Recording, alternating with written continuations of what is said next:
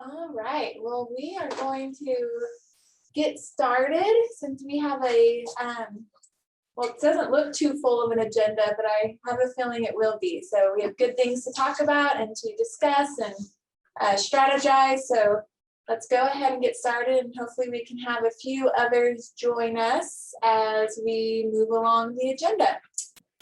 Patty's going to review a few things first with us before we jump right into general orders. Hi, everyone. Just want to remind everyone that as a group, you cannot communicate as a group via email or anything like that. If there's something that you want sent to this task force, please send it to me and I can distribute it out to everyone. But if you send an email with everybody listed, you're conducting a meeting via email, and that's a violation of the Open Meetings Act. So we don't want to do that. We don't want to break any rules. If you have something that you'd like included in the agenda packet, try to get that to me at least 2 days. I usually post the agenda about 2 days ahead of time. So if I can have whatever you want, if it's appropriate for the agenda packet prior to that, then I can make sure it gets put in and gets added online, because anything that you have access to, the public has to have access to. So it needs to be on the online agenda. I think that's open meetings in a nutshell. It's just we have to be very transparent. We can't conduct meetings via email, the phone, a Zoom call without us in attendance. So I think you guys have a grasp of it. We also wanted to talk about rules of engagement. Obviously, we're not in person, so cell phones are not a big deal right now, but we always ask people to silence their cell phones, to listen courteously, be curious, ask other people if you have questions what they're talking about, ask them what their viewpoint is so you can understand. Be thoughtful and concise, be respectful. And if we get stuck on something, raise your hand and say, we've been on this for too long. Let's just, enough's enough. Let's move on to another topic so that we don't get bound up in a conversation that's really not being productive. So that's all I have. Any questions on either of those items or anything you want to add to the list for the rules of engagement? Henri, you're on silent or on mute, or both. I just want to apologize for distributing that my comments to everyone. I didn't realize what the appropriate procedure was. So I know now, so I'll do better. No, you are good. We can't do All right, better Patty. than we know. So you are good. We don't know. We don't know. We don't know what we don't know. That's right. I'm learning as well. So any other questions or comments? Okay, well, it's great to see everyone again.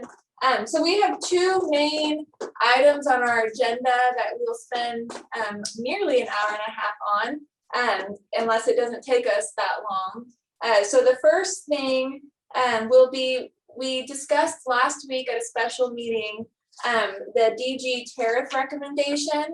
And so I was hoping, since it will be presented to the trustees on Monday at our meeting, a trustees meeting, we were hoping that we could have a position statement from the task force. I sent you an example one that Robin sent after our meeting last week. And then Henri also had a few comments as well, and that was emailed to you this morning. But if there's something that we could present when Lisa's making that presentation, that said, if the trustees were curious what the Renewable Energy Task Force thought about this, it could be a good summary statement or a position statement from the task force. Before we got into that discussion, I was hoping that Lisa could share, you had made some suggestions last Tuesday and she went in and made some of those changes. So she's going to walk us through a few of the changes that she made based on our discussion as a task force last week. Lisa?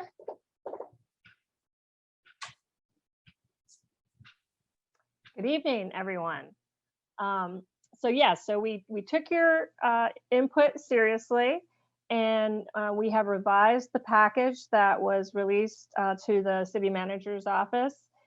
We added between the executive summary and the bulk of the memo, we added like 3 pages or 4 pages of high level pictures, if you will, with explanations. So some of the slides from the original workshop that explain what net energy metering is, what buy-all, sell-all is, and just trying to break it down into simpler terms. So hopefully that will make everything easier for people to understand. We also took your feedback on the use of the word tariff very seriously. In my industry, tariff means a set of rules around rates or charges. However, in the feedback we were getting from you guys is that tariff has very negative connotations. It's considered a tax. And so in the informational part of the materials, we removed any mention that to the extent we could, we replaced tariff with rate design or rate schedule. In the memo itself, since it is a work product and it's a technical document, we left the word tariff, but we also included footnotes that explain the definition of tariff that we're using. We also, in the informational slides, included a definition of tariff and explained that it's not a tax. So we found that feedback very helpful because, being in this industry, I use that term all the time. And so it was helpful to hear that it has different connotations. I think those were the main changes. Lauren, am I missing anything? That sounds about right. So we just wanted to say we found the meeting incredibly helpful, the special meeting. We found the feedback really useful because we've been immersed in this stuff. So it was really helpful to get your feedback at stuff that we've been looking at and didn't even realize there'd be questions about. Adding an upfront, more user-friendly explanation made the whole product better, I think. So again, we thank you for your time and thoughtful feedback.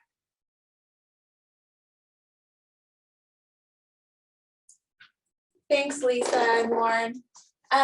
So based on those changes we made last week and a few of the comments we heard, if you want to, if someone wants to suggest a position statement, or if you have questions, or if you have thoughts or anything you want to discuss based on Henri's email or Robin's comments, go for it. Robin, you look ready to go.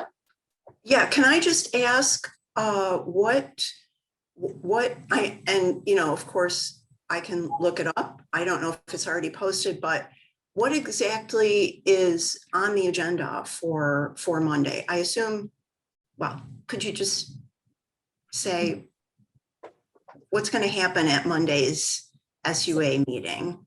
So Robin, this is Melissa. Hi, Melissa. It is a trustees meeting of the SUA trustees. Lauren and Lisa are going to present an overview of this new rate structure for people who have solar and wind power, and explain the process, because it was a very lengthy process, the feedback that's been garnered, and provide a time for input and reflection by the trustees, because this is going to be the first time that they've really seen it. And then we are asking for their direction. And based on that direction, we will either come back with a resolution that supports the recommendation that staff is making at this point, or we will go in and based on their direction, we will look at maybe a different format. So it is purely discussion with direction coming from the trustees. Isn't that how it's written, Patty? Yes, she's agreeing with me. Lauren, Lisa, did I miss anything? Sounds right to me. Okay.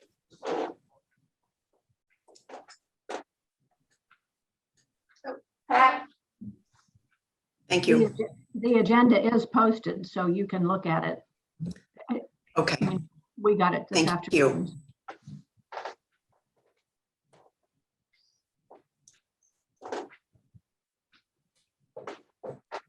Well, we can start with, you had two suggestions from task force members sent to you.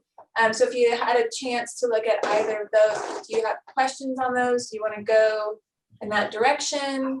Deanna, you got off mute. Do you have a question or a thought or a comment?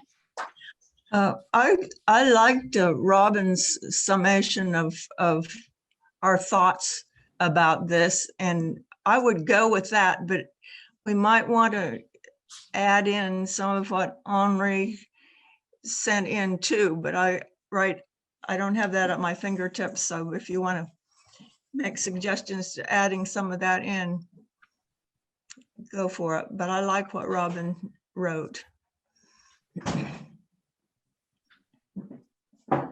Pat? I thought it was very interesting, Henri's suggestion to use the median rather than the average. And I haven't checked to see if you were able to switch to that or what your thoughts were on that.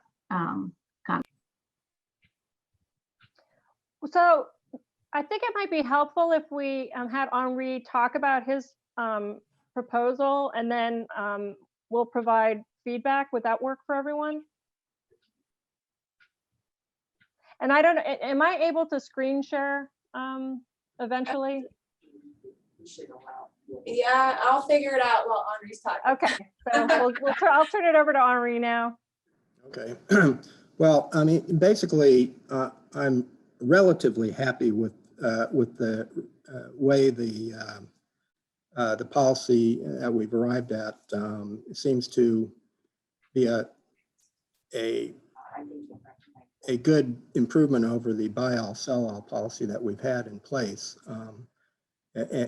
What I was thinking about after seeing the material from Lisa was that I'm going, well, that's the way we're trying to recover the fixed costs of production and distribution that's really being charged by GRDA, GRDA to Stillwater to SUA was seemed fair because you don't want to shift those type of fixed costs over to customers that aren't DG customers. I guess my point is we're basing all this on this average electric bill that supposedly is, quote, the typical customer, residential customer. That would be sort of the amount that on average, all the customers within the SUA residential customer pool, that's what it averages out to. But then I was going, well, is the distribution of the electric bills that symmetric about that average number, that average bill? And I suspected that it wouldn't be, that it would be asymmetric, that there would be outliers tailing out to on the high side, which would mean the average bill would be much higher than what would be considered a typical bill, which a median bill would more represent a typical customer that's connected to the SUA pool of customers. And if you look at Lauren provided me with the distribution of bills in February.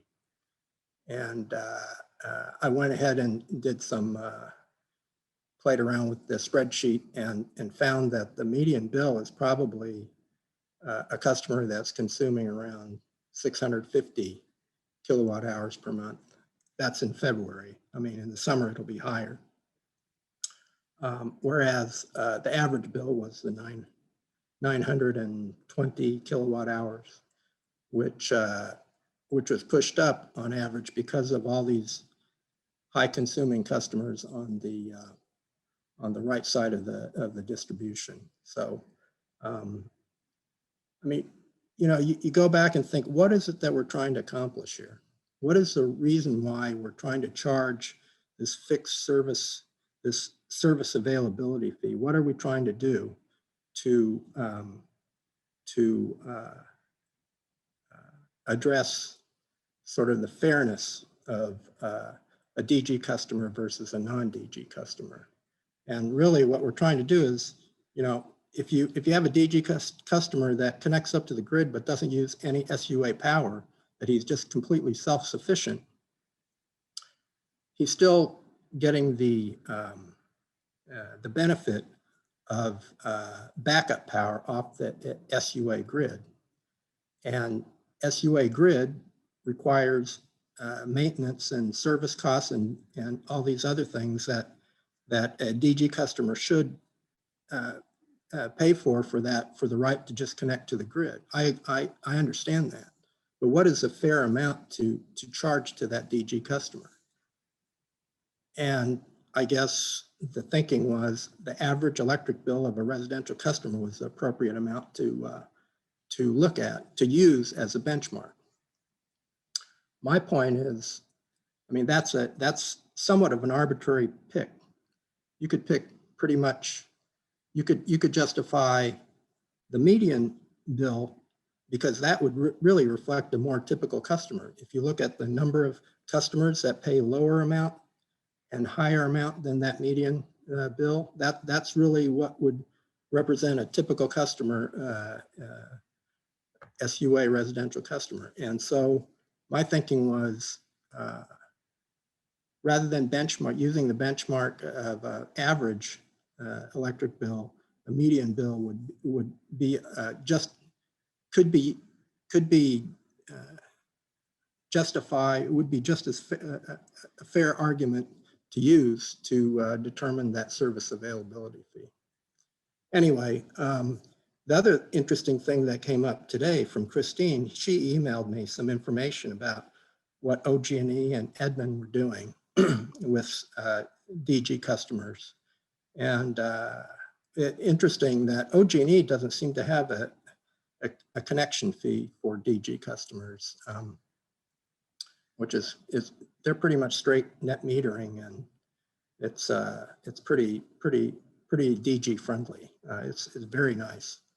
I'm not saying that that's what we should do, but OG&E seems to have a very favorable DG policy. Edmund does have this, what they call a meter connection fee, which they charge $30 a month. So that's sort of like the service availability fee that we're saying is, that we're trying to come up with. But I just wanted to try to see whether we could consider using the median bill as the right to calculate the service availability, that would be just as fair of a benchmark to use.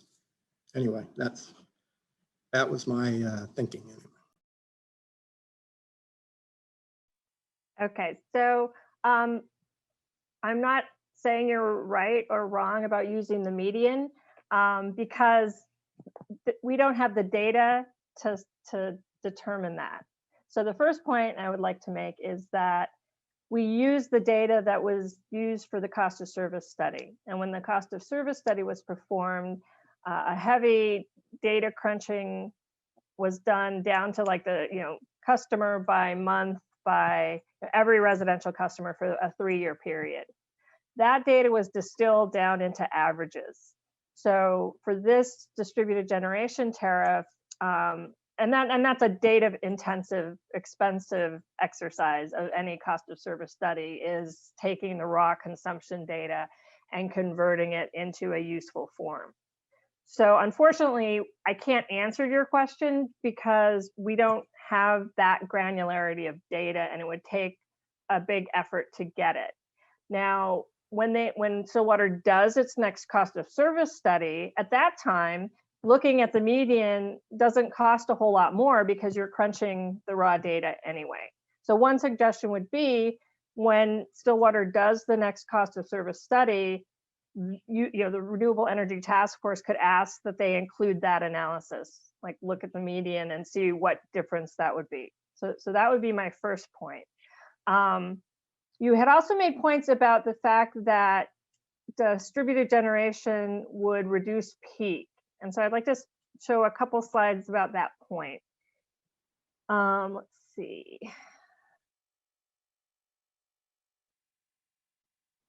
I made you a host, so yeah, there we Okay. go. Can you Perfect. guys see that? Perfect. Okay, so this first slide is the GRDA system peak by month. And it's a little odd of a presentation because on the left is the hour of the day, from 2 a.m. all the way up to 7 p.m. So it's a little awkward presentation because evening is on the top. But this shows from 2018 to 2020 by month when the GRDA system peaks. And in January, it peaked in the morning. In February, in 1 year, which is the dark year, 2019, it peaked at 7 p.m. But in 2018 and 2020, it peaked earlier in the morning. But for the rest of the year, it pretty much peaks between 2:30 in the afternoon and 8 o'clock at night. So that's when the GRDA system peaks. In this slide, you can kind of see a comparison of how solar panels work versus how power peaks on the city of Stillwater's system. So this is a traditional, just how solar panels work. We've got from midnight to midnight on the x-axis, and then typical load. This blue line is how a typical residential customer uses load. This was before the pandemic. We might see a little higher usage now with people working from home, but traditionally, this is how a residential customer uses load, uses power. The sun comes up, the solar panels start putting out, and they peak around noon or so, depending on your orientation of your panels. And this area, this checked area of the grid shows when the panels are overproducing on a 24-hour basis, where people aren't using as much energy, depending on design and everything else. But it also shows that when the city of Stillwater peaks, solar panels are really not producing power, and in fact, they're kind of adding to the problem because the city needs to provide power at the same time that a lot of energy resources, solar resources, are shutting down. The extreme case, of course, is California, where they have what is called the duck curve. And if you haven't seen this before, again, the x-axis is time from midnight to midnight. And then the left axis is gigawatts. And what you see, and then we go from, let's see if I can move this over a little bit. We're showing the years from 2020 to, I guess you can see it. I'm not seeing that. But this is before solar penetration. And then as you get down into the belly of the duck, as more solar has come on the system, you get a load curve that looks like a duck.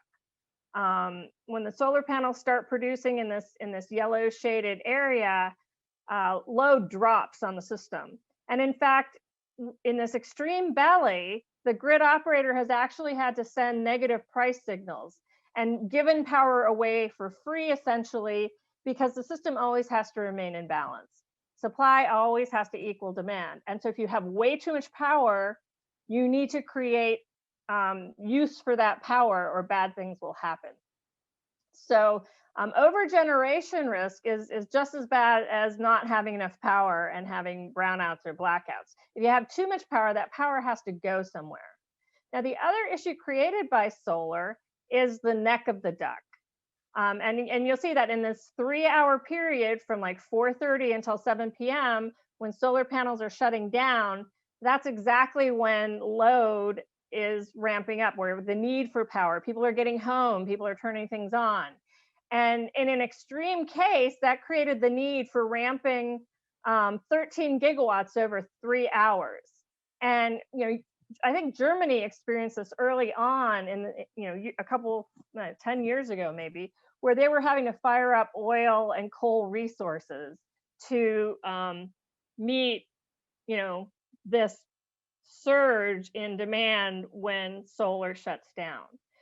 So unfortunately, it's generally not true that solar resources reduce peak demand.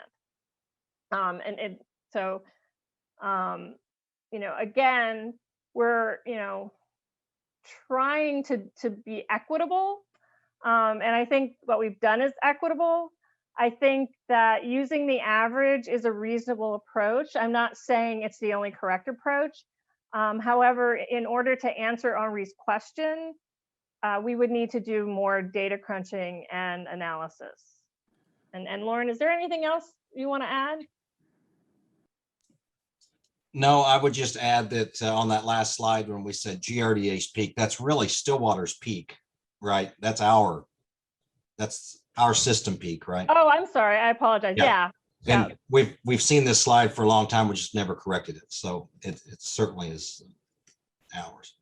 And the reason that's important is because, that's where the city gets hit with a charge. Whatever it's doing when the system peaks, that determines a large part of its bill. So anything the city can do to move load off that and lower usage at that time benefits everyone. Lisa, Christine has a question, so I'm gonna let her jump in with the question. Sure. It might have to do. I did have a question, but you kind of answered it a little bit as you guys were talking right there at the end. But I did want to make note that through that last slide that you were showing a minute ago regarding California and their crazy duck curve. I mean, here in Stillwater, we have 10 customers. So the fact that we would even come close to some kind of concept like this is a little bit crazy. I mean, I love the idea of us having, a curve that would, I just don't think, I think we're super far away from any kind of damage. But one thing I noticed when I was looking through some of the resources that Edmund provides is that they have a limit on the number of customers that they that can do solar up to a certain amount until it then needs to be reviewed. And I didn't know if maybe that's kind of a stipulation that we could add to this. I think there's a super low 1% of customers or something like that. Until it makes sense and those items need to be revisited, or a certain, I don't know, amount of energy produced by the solar panels as an option. And so, go, Lauren. And so we don't currently have a limit on that like that. So we as GRDA customers, we have an aggregate total up to 1,000 kilowatts installed capacity or a megawatt of renewables, then that we have to start making a make-whole payment to GRDA to cover their fixed cost to serve us. We anticipated that is really a long way off, and that would probably be reevaluated even if we got there. And so we did not set a cap other than an individual cap of, I believe, 100 kW. If Lisa could you quit stop sharing your screen for a second, because you've got me blocked and I can't see my data in front of me now.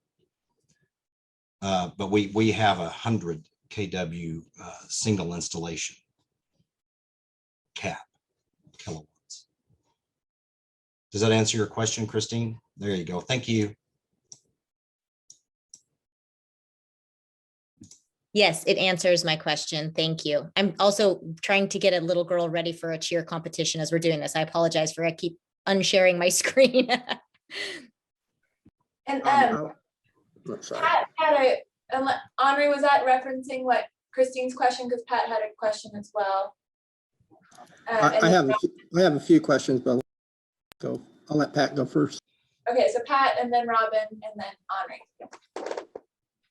I'm not exactly referring to this, although I'm referring to Henri's comment before that, our objective is to have a fair DG rate system for DG customers. I think we have to really talk about having a fair rate system for everyone. I mean, DG customers should be treated fairly, as well as customers who are not DG customers. And I think it's important also to remember that even if you took not one drop of electricity from the city in your home, everyone benefits from electricity in the city. I mean, there's street lights and traffic lights and lights in city buildings. So we're all paying for that also in our cost of services. Is that correct, Lauren? Yes. So I think that, you know, we have to, in order to present this to everybody, it needs to fit in a benefit for everyone, or at least a fairness for everyone. Robin, did you want to ask your question or make a comment? My comment is similar to Pat's.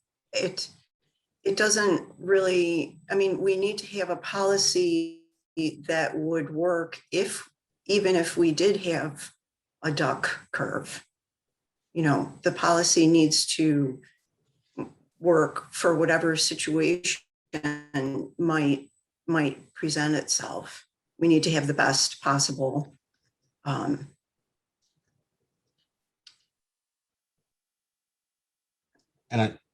rate structure for everyone. So And I that's think all that, I was. I'm sorry. And I think the illustration of the duck curve was just to show that it's not coincidental with our peak. The generation that's being produced by solar is not coincidental with our system peak. And that's the whole idea of the duck curve. The example of the duck curve that we gave. Lisa can add more if she'd like, but I think that was the whole point. Right. It was just to show the mismatch and when taken to extremes, what that leads to. The other point I would like to make, and I think it bears noting, is rate making is an inexact science at best. You know, you're always trying to trade off accuracy in rates with simplicity. You know, you don't want to, you know, you can have incredibly accurate rates that nobody understands and, you know, are a nightmare. So one of the reasons the city, you know, engaged in the stakeholder process, you know, one of the big feedbacks they got was that the current rate was too confusing. The way it was presented on the bill, people didn't understand it. So we were always very aware when we were making decisions about how to design this rate that we, you know, simplicity. Let's keep it simple. And you know, I think I mentioned at the special meeting, after, you know, if it's launched in 12 or 18 months, we'll look at how people are using this tariff and then maybe make some tweaks in the future. But for now, we just wanted to try to get the cleanest, simplest, easiest to understand rate in front of the stakeholders. And before Henri makes his comment or asks his question, I just want to jump in and I still would love if we wanted to get to goals tonight so that we have a good trajectory as a task force. But this is an important discussion, and it's one that also could even become a goal of the task force's work to make recommendations at future cost of service studies. We look at the median. So this is a discussion that could also benefit our goal discussion. So just keep that in mind as well. Henri, if you wanted to ask your question or make your comment, and then if someone wants to make a suggestion for a possible position statement based on all of our discussion in the last 30 minutes, go for it, Henri. First of all, about that duck curve, I mean, like Christine says, we're a long way off. We wouldn't hit that for a long time. And so even bringing that up, I can see the mismatch of the solar production peak versus, but our system seems to peak late in the afternoon. Is that correct, Lauren? Or is it even later, like in the middle of the night or at 8 or 9 o'clock?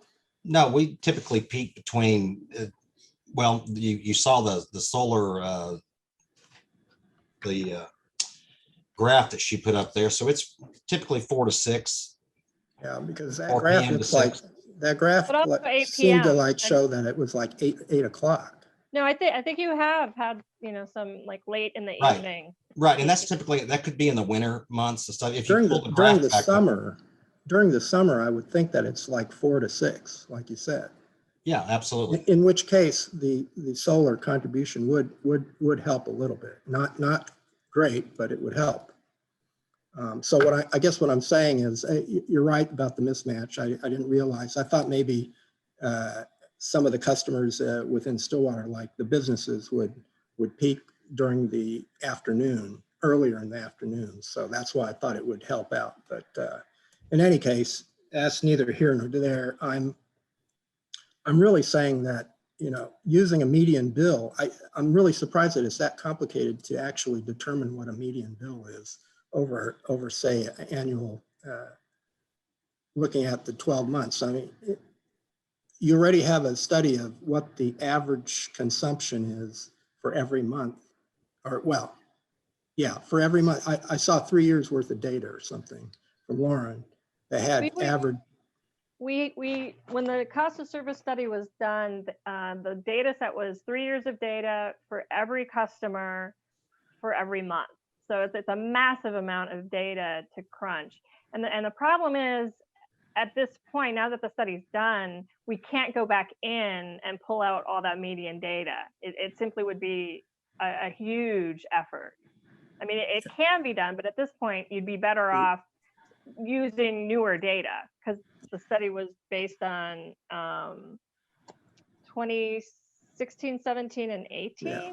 I think. The thing is, when I was looking through the data, the monthly averages and the monthly consumption numbers, there seems to be, there is a seasonality associated with every one of those years, where there's similar consumption for a given month. They tended to be a certain amount that didn't vary that much across the years. Okay.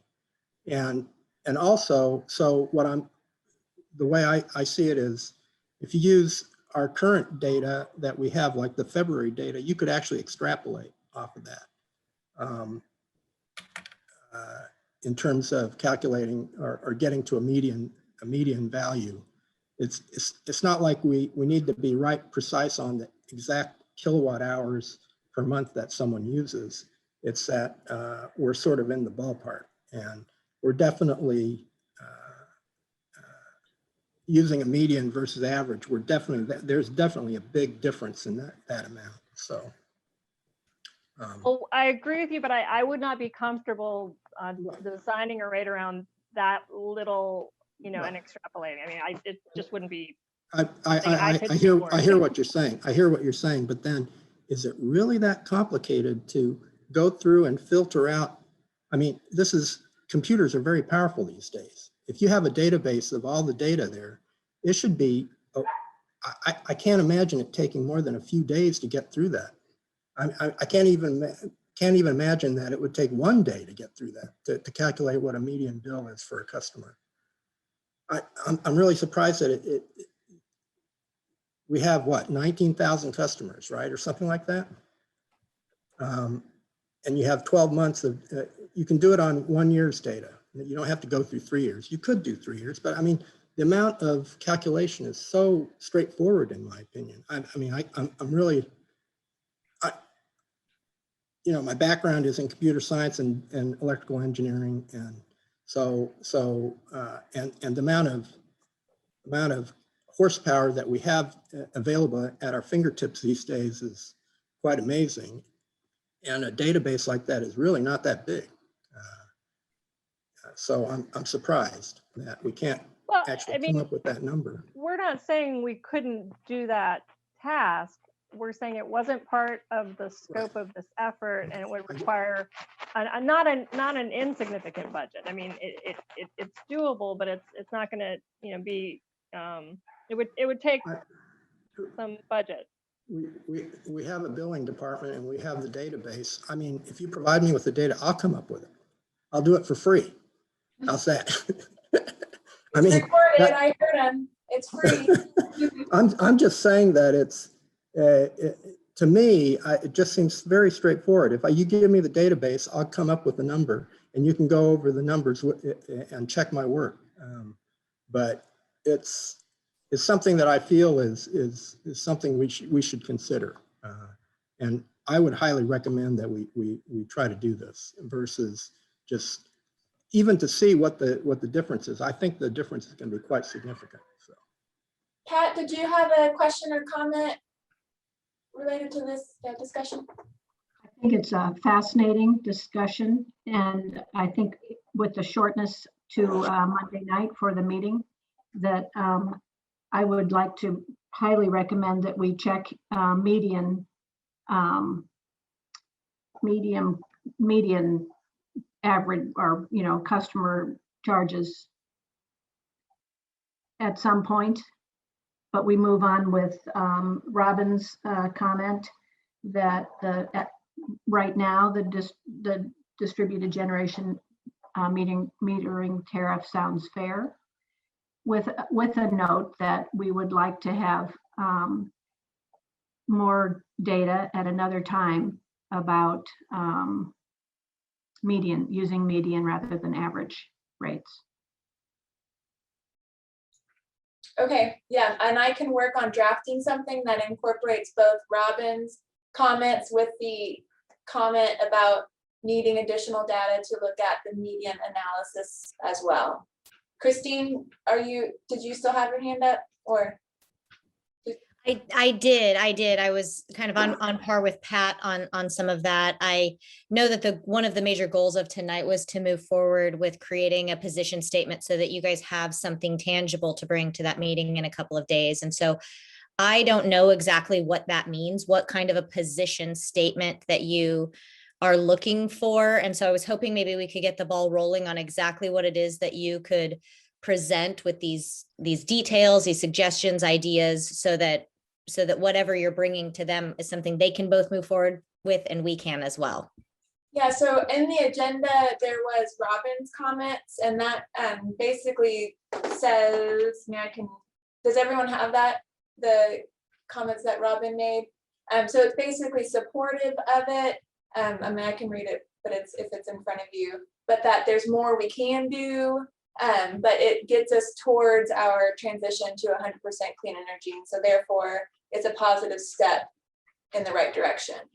If we had that, verbatim, but then added in Henri's suggestions that we do look in the future with the median analysis, looking at that with whenever we're looking at it in the future, use the median, we could do that as well.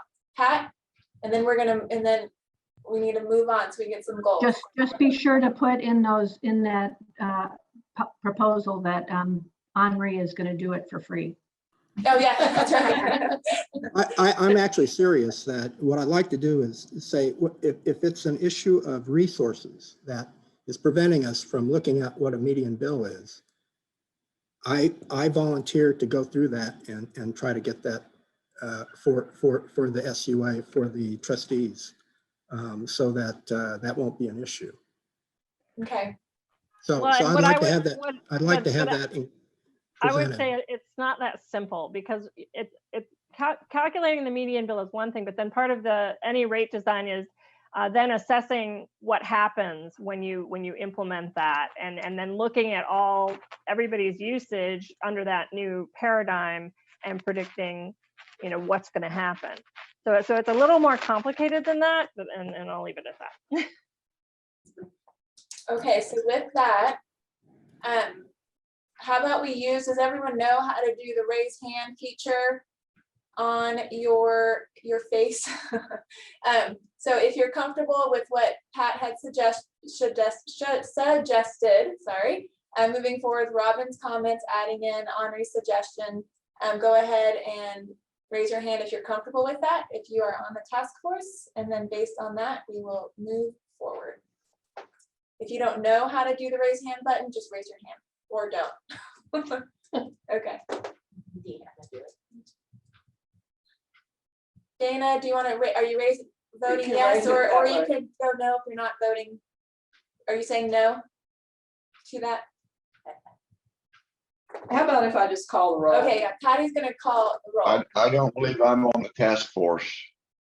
Yes, he is. Your name's Oh, on, well, yeah. nobody told me, so. But I'm raising my hand. Okay. Okay, let me just call the roll. I had an icon for it, but it disappeared. I'm gonna mute now. Okay. Can they hear me? Yes. Alan Tree? You good with this? Yes. Dana Cole? Deanna? Yes. Henri? Yes, with the caveat that I'd still like to spend time looking at the median side, median bill, and actually talking with Lisa if that's possible later. Thanks. Christine? Yes. Madeline? Yes. Don't believe the Shanahan's are here. Robin? Yes. All right, that's everyone. Okay, good work, team. Whew. All right, we did it. Okay, now next to step 2. This is one of the unfortunate things about not being in person is goal setting in person is fun, and there's usually lots of energy with that. So we'll have to just do our best in this new world we find ourselves on Zoom.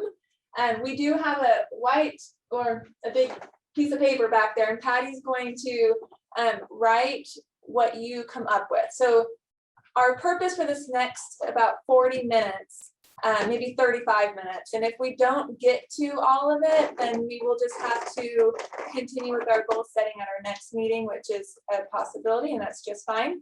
But my thought is that if you think through, and hopefully you had time to read through the attachments that were sent on the agenda packet, lots of good materials, a study that was done before, the Honeywell study, there was the Ready for 100 information, the flash vote results.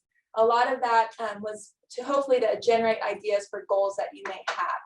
And so I'm going to go around and basically call on you. And then I would love for you to dream as big or as little, have as many as 3 or 5 goals, and Patty will write those down. When we go through everybody and have a big list, we will read those to you and have discussion on that.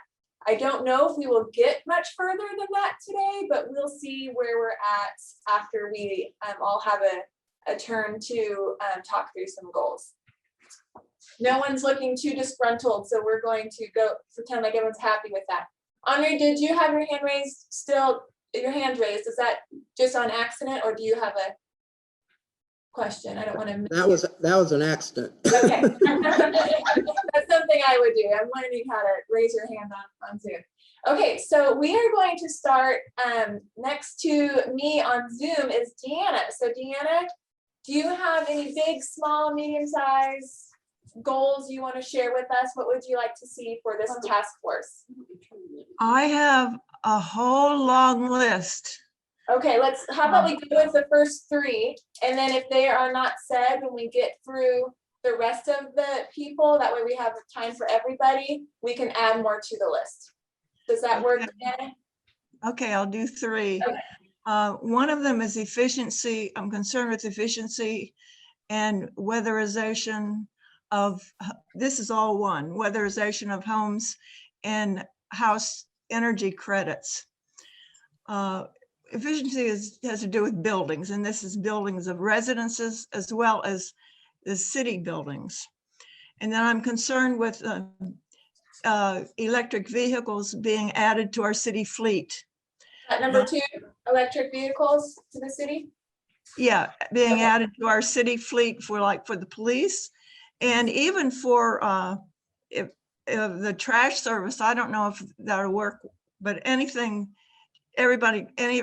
being switched over to electric, any vehicle being switched over to electric gradually.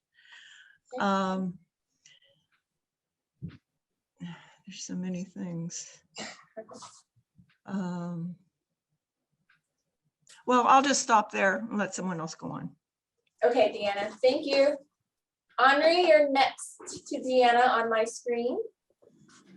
Well, my big goal, and the thing that attracted me to participate in this is to try to get the city to and SUA to support more renewable energies on the grid, and that would include community solar. So I'm very that would be a high priority for me to see our task force get that community solar project fully funded and get it going into reality. So that's one. And then I wanted to see a DG solar policy that would incentivize people to actually put solar panels on their roofs. And so that this DG tariff recommendation is the first step toward that. Although I think that there are some improvements we can make to that. And then finally, I'd like to see us look at how we can help electric vehicle adoption here in the city by supporting electric vehicle chargers throughout the community. And I think we're doing that as well, but to actually have some sort of a well-discussed or well-formed plan or strategy in the future on how to roll that out into even more locations. So those are the three for me. Okay, thanks, Henri. Alan, you're up next.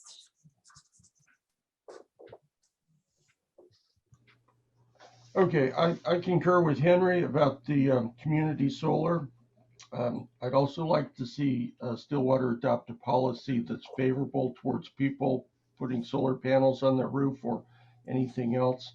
And this is a little bit off the wall, but I would be interested in some sort of dark skies initiative where we think about light pollution, and do we really need all the light on the streets, and can we get it where it needs to go as opposed to everywhere else. So I would just sum that up as saying dark skies. Okay, dark skies initiative. Right. Okay. All right, did you get those time? Yes, she's the best. She's doing great.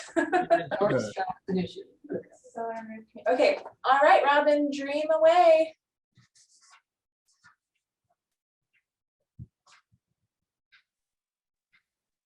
Okay, I am totally supportive of and I think the DG policy is really important, and the community solar project.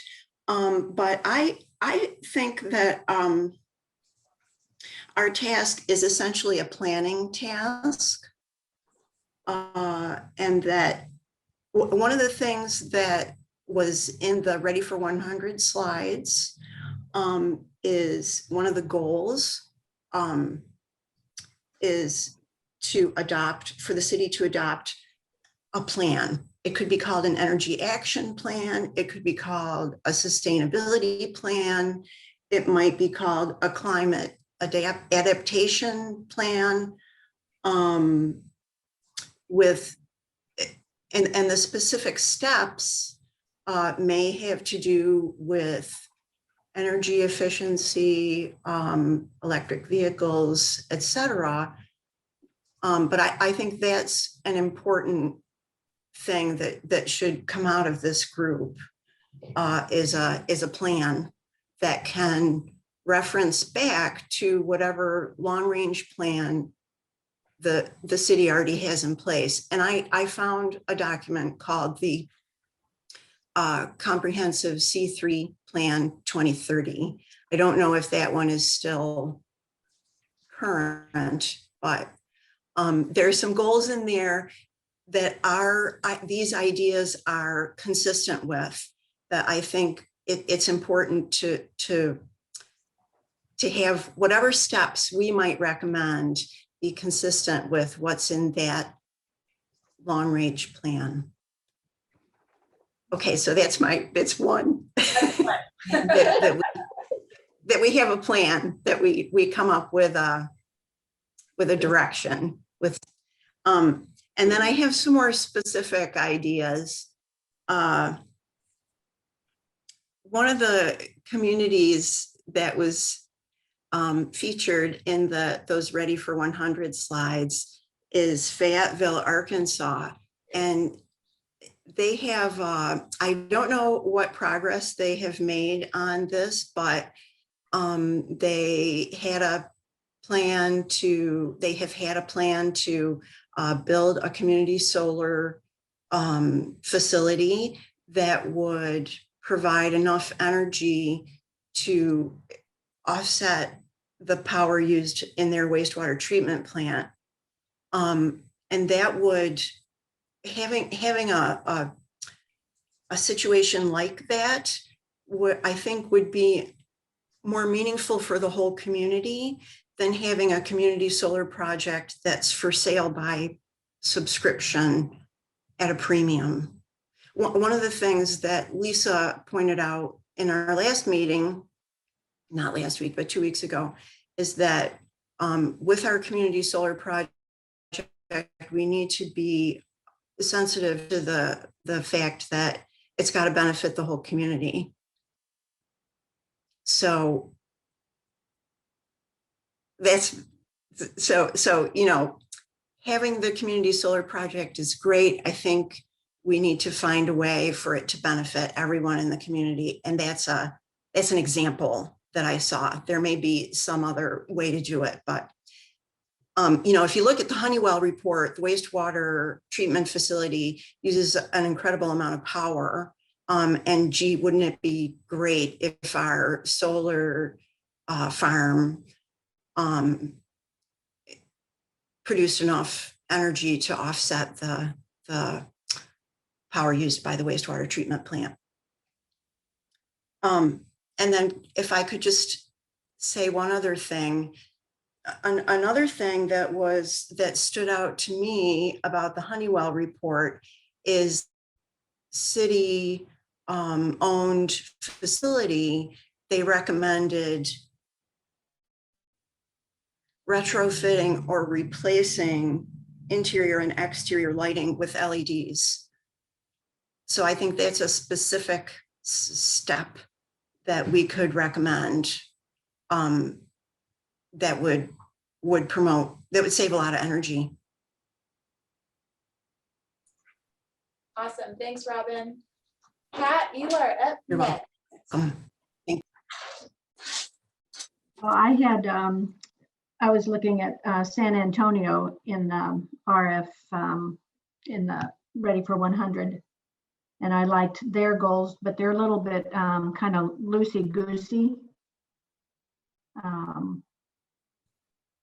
they more like a duck? So I will just go.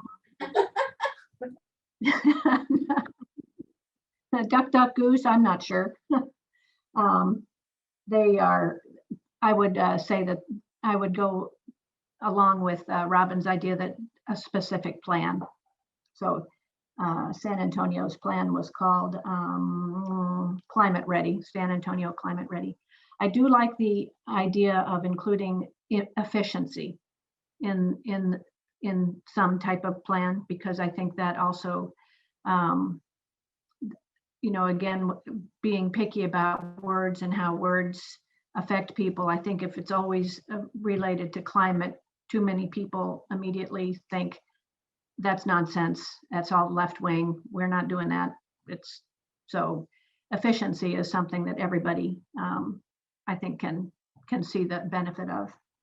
I also was talking about community solar with tied to some help for lower SES persons less ability to buy into something extra. So Robin's comment about using the directing it towards something that everybody uses, like the wastewater plant, is a great one. I love the Honeywell studies. I can't even begin to remember exactly everything that I read, but I thought there were so many suggestions for specific small things, smallish things. I mean, there were some huge things, but some very specific smallish things, inventories of light bulbs or HVAC systems, or just the other types of things. I would love to spend more time looking through that and incorporating that into a general plan. and maybe, you know, I gathered from this that this is just like a preliminary plan from Honeywell. And then, of course, you can pay a lot more money and have whatever the really expensive one, but where they would help you find out how you're going to pay for all this. But we could probably figure out a few small things. Great, thanks, Pat. Dana, do you have any goals you'd love to see us reach as a task force?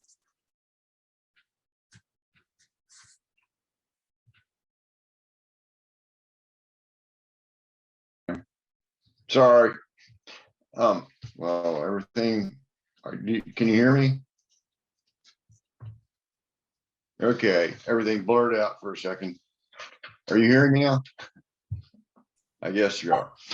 Yeah, well, either A, I'm an idiot, which is the probable answer, or B, someone didn't send me the materials. So I'm totally unprepared, but I did write down a couple of ideas while you were talking. One is, and this may have already been discussed earlier, but I mean, in an earlier meeting, but what about researching what other cities are doing around the world about this problem with the peak generation versus peak use? Does that make, am I explaining that properly? And two, do we have any kind of an education effort, like something in the newspaper, or just, you know, updating people on it would be PR as much as education on, you know, what really is going on, what the problems are, and it's not some Eastern liberal crazy thing. So that's all I could come up with. Thank you. And send me the materials. Yeah, we'll confirm to make sure you're on the email list for sure. Oh, yes, Dana, do you mind confirming your email address so that I can write it down and make sure we have the right one for you? Sure. And yeah, like I say, it probably came, and I get a million emails. It's a slight exaggeration, but I probably accidentally deleted it. But it's danadcole@yahoo.com.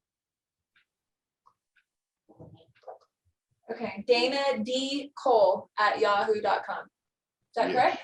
Okay, perfect. We'll just confirm we have that right. Thanks, Dana. Okay, and then Madeline, do you have anything you'd like to share, add to the list? Yes, I am also very supportive of the community solar and the idea of having a long range plan, but I wanted to go out a little bit more and look into existing projects that are currently going on. For example, like we built that wind tower. I'd like to see some reports on the wind power and inclusion, and if we can do anything locally or even residentially, you know, just to power emergency generators at one point in time, and, you know, having a battery. The other one is being part of that recyclable task force. We looked into power generation at the wastewater treatment plant using cardboard renewal and using energy powered from there. And I like to see more of that reported back to this group so that we can expand our thought processes into something beyond just solar. Okay. Thanks, Madeline. How about at this point, Patty, do you feel good reading everything that you have on the list? So Patty's gonna review everything that has been said. Oh, and Christine just jumped back on because I bet she has some big dreams and goals that she may want to share too. Christine, if you can hear us, do you want to share any goals, up to 3 goals that you may have for this group that you want to add? Oh man, I just joined back on and you put me right on the hot seat. It was your turn. You joined at the perfect time. It was my turn. No, I didn't spend time thinking about all of these, but I just am really excited as I read about what other cities are doing, getting for this, you know, the Ready for 100 whole process. And so I apologize that I had to jump off and couldn't hear everybody's. I hope I get a list of what everybody's goals were. But no, I don't have anything specific. Give me a hot minute to think about it. You're fine. So what we'll do is Patty will read through what has been said so far. If that generates any more ideas that you want to add to the list, we'll do that. And then what I'm thinking would probably be best so that we can spend some time thinking over our list. We'll complete our list. We can send you that list and that will give you some time just to think through it more, see which ideas resonate with you. And then first thing at our next meeting can be voting on how we want to narrow that down. Does that sound reasonable rather than having us just vote and pick goals tonight in the next 20 minutes? Does that sound okay? We're just going to keep moving forward and then just stop me and ask questions if you want to go a different direction. So Patty's going to read off the list. Okay, efficiency and weatherization, energy credits for homes and City of Stillwater buildings. Add more EVs to the City of Stillwater fleet. Support renewables. That was Henri. I think, for example, community solar. Tweak the DG incentive policy for rooftop solar and increase EVs in the City of Stillwater, the charging stations. Community solar, solar on the roof, dark skies initiative.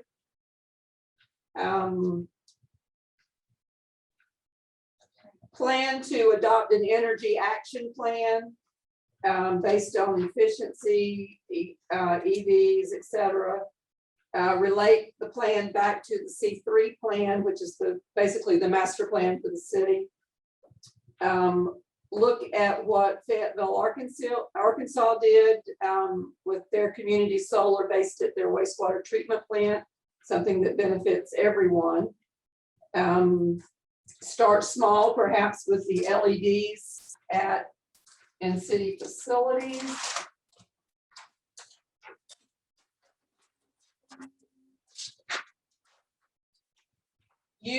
Develop a specific plan and rather than climate change, stress efficiency, something that everybody can relate to. Community solar for everyone, for example, the wastewater treatment plant. Take some of the specific smaller items from the Honeywell study and start incorporating those. Research other cities, what they do as far as generation versus use. Have a public education effort on efficiencies and renewables. Community solar again. Update on some existing projects that we have and expand beyond just solar and ideas from other cities. All right. Anything else you think is missing from that list or any discussion? We had a lot of community solar on there. That was a theme of efficiency, and electric vehicles was on there several times. Coming up with a plan. Those were kind of our themes. Any discussion around any of those items, Robin?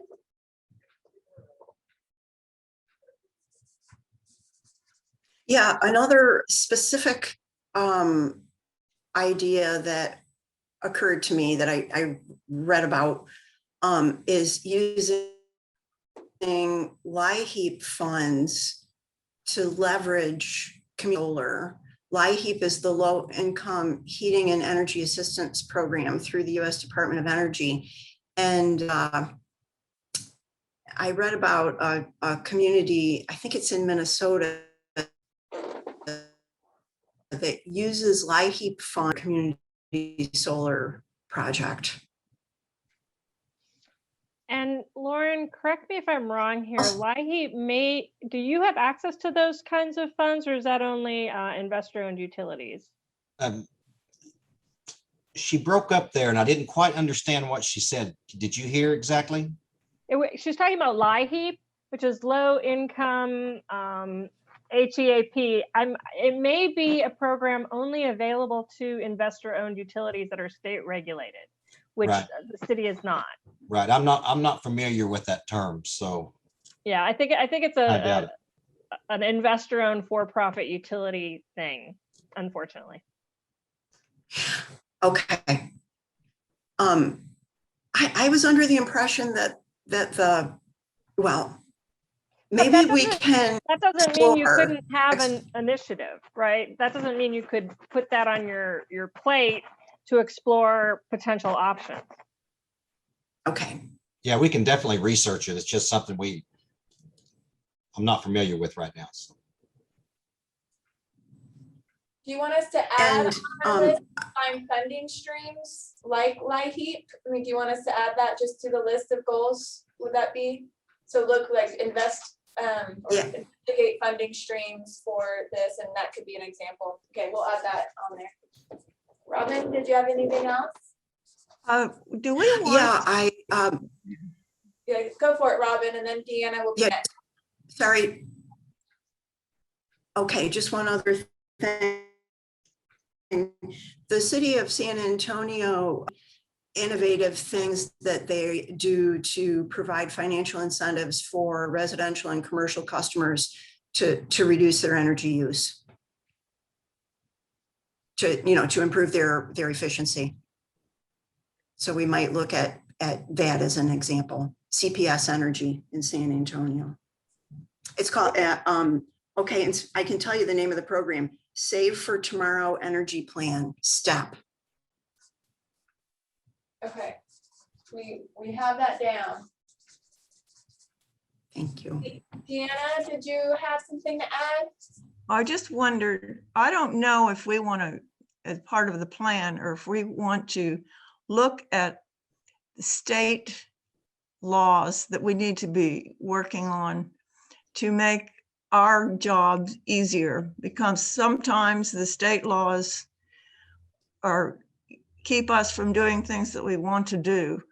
And I like Robin, you're looking at the building code, state building codes, and this affects the whole state, and it's going to affect the efficiency in Stillwater.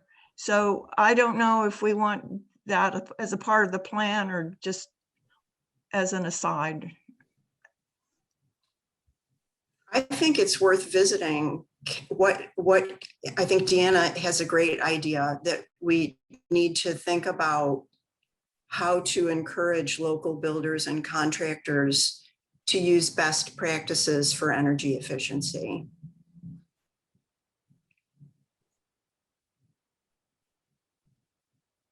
I'm not sure. Pat, did you have something?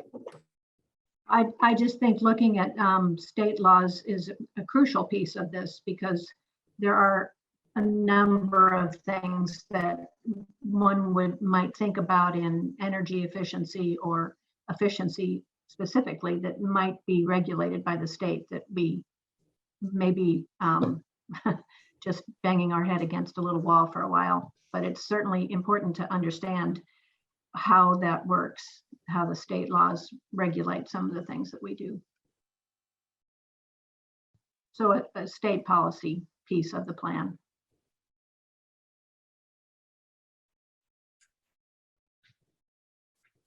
Great input. Anything else that you want to add to the discussion for our list?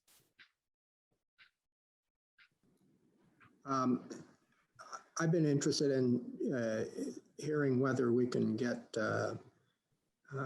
more institutions or community organizations involved in the renewable effort. You know, the city is a big component, but you know, the medical center, the Stillwater Public School System, they all probably can get on board some of the initiatives that we're trying to promote, like the community solar effort. And it would be nice if there could be some kind of outreach to them as well as part of our work. I think that's a great idea, and even including that, and if we did a campaign of some sort, or if we had a plan, how can we incorporate other of our large industry organizations? Pat?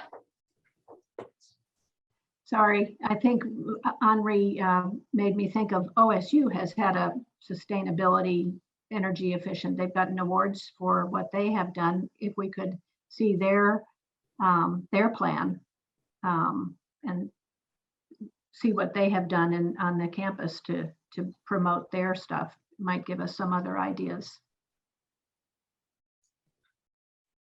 It's a good idea. I wrote that down and I can hunt for that and ask around. Unless someone just has it. Does anyone have it? No? No, that's too bad. All right, anything else? We have a pretty great list and a lot of themes came up. So what we'll do is we will compile this list and we'll send it to you in time ahead of it, probably early next week. That way you have over a week to think it through. Even if you wanted to look through and see what themes and how you can, bundle a few of them together. If we want 3 to 5 goals as a task force, how can we mold them so that, one goal might cover a few things. So we can get creative with that so that we're really making a good effort with this task force to move our city forward. And it's coming directly from you, the task force. So you generated a lot of great ideas. I'm excited about this. So from here, unless anyone has any comments, are there any questions or just comments on anything outside of the agenda that you wanted to bring up before we conclude our meeting? Was there going to be any representation by the task force at the meeting on Monday?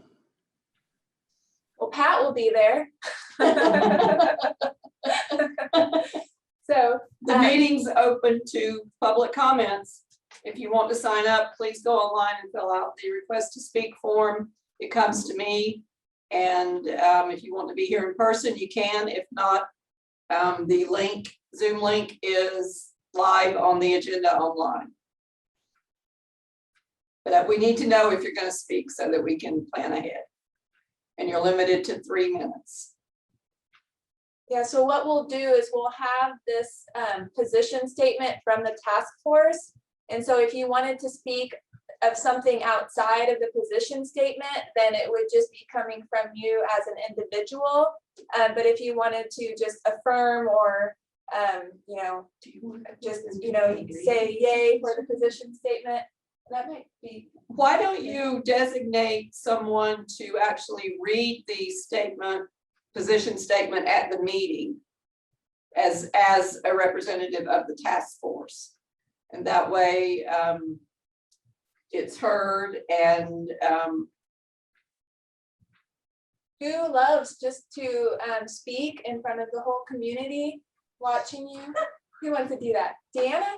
Robin would like to do that. Robin likes to do Nominate that. Robin. Who wants to vote for Robin? Robin, Henri, I'm sorry, it's Robin for that. it's Robin for that. Pat, were you voting for Robin? Oh, yes, I'm voting for Robin. I'd be happy to read it, but I think it has much more power coming from someone who doesn't look like they're already involved. Okay. Robin, congratulations. Okay, do I, but I can do it remotely, right? I don't have to come to the meeting, do I? Yes. Yeah, so Patty will get you all set up and make sure that you have the link, and then when it's that time on the agenda, you'll just read, and we'll share obviously ahead of time with you the position statement. That's Okay. what you wrote with the added piece. Does that sound all right? Yes. Okay. When will we be able to see the position statement? Hopefully, we're not adding a lot to it, so hopefully tomorrow we should be able to. And when is the deadline for being able to speak at the meeting? I need your request by 3:30 on Monday. Oh, on the same day. Wow. Okay. Okay. Any other comments, questions, thoughts, words of wisdom? Just anything exciting? Lauren, go I for have a it. fun fact to end with, but I'll wait till we get to the end, so. Oh, that's exciting. I love that. Thanks, Lauren. Anyone else want to go before the fun fact? No? Okay, so before the fun fact, our next meeting is in 2 weeks, which is April 14th, April 15th. So same time, we'll send out the agenda ahead of time. Before that, though, you'll get a list of the goals, and then we'll just also include it in the agenda packet so that it's available for everyone to see as well. And then come ready in 2 weeks to look, talk through these goals. It'll just be another working meeting like this where we're voting and just in discussion and thinking through all that we want to do as a task force. Okay, on that note, Lauren, send us home. Okay, fun fact, and I know you all may recall that we are part of the Southwest Power Pool, which reaches from Texas to Canada and about the swath of Oklahoma. Visualize that area. Monday morning, they set an all-time renewable energy penetration record of 84.2% of that whole region was powered by renewable energy. 82% of that was wind. Wow.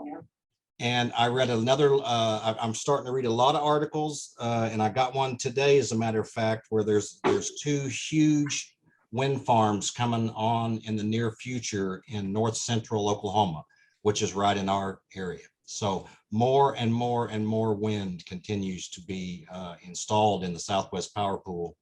And it's pretty awesome that you think about that whole area being powered by renewable energy. And that was Monday. And so it's only going to get better. So we've had.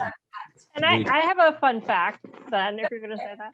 And this is just, everybody knows the deck curve, but in Hawaii, they have what's called the Nessie curve because they have a lot of wind penetration at night. And so it looks like their curve looks like the Loch Ness Monster. It like has 2 humps. So the Nessie curve. Nessie curve. Maybe one of our goals should be that our curve looks like Pistol Pete or something. And, we can figure out something like that. That's right. Okay, well, it's so good to see each of you. Thanks for the input and the fun and the dialogue and just your passion for this topic and your community. So on that note, have an excellent evening and enjoy these 8 extra minutes we gave you. Have a good evening. Bye.